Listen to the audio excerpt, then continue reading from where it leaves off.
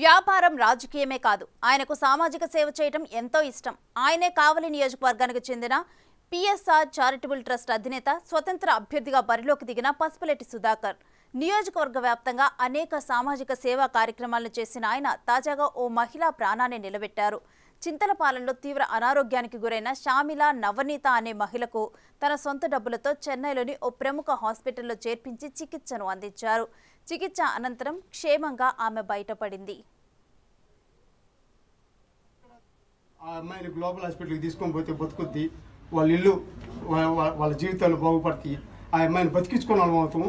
వెంటనే గ్లోబల్ హాస్పిటల్కి తీసుకోమని చెప్పని వెంటనే 50,000 రూపాయలు నాకు ఆర్థిక సహాయం చేసి నీ దారి ఖర్చులు ఉంచుకోమని చెప్పని 50,000 రూపాయలకి నాకు వెంటనే ఇచ్చి అక్కడికి పురమాయించి అన్న దగ్గర పనిచేస్తున్న వ్యక్తులు భవనాన్ని అందరి తమ్ముడిని ఫాలోఅప్ చేయమని చెప్పని ఇంత షార్ట్గా ఏ వర్ణ నాయకుడు చేస్తారని చెప్పంటే అది సుధాకర్ అన్నికే తెలిసింది, కానీ ఇంకే నాయకుడు కూడా చేయలేదని చెప్పని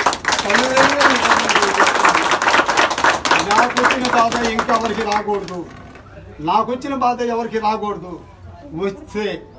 వస్తే మల్టీ సూపర్ స్పెషాలిటీ హాస్పిటల్ ఇదే నాంది.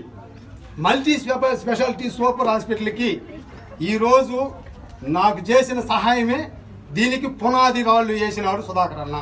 మీరందరూ గుర్తుంచుకోవాలని చెప్పని సవినయంగా తెలియజేసుకుంటున్నాను.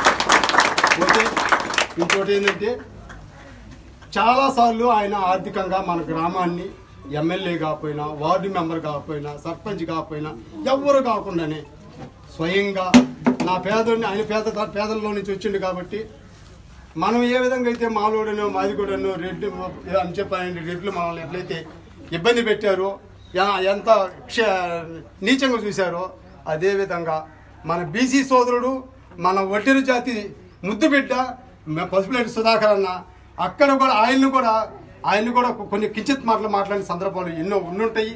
కానీ వాటన్నిటిని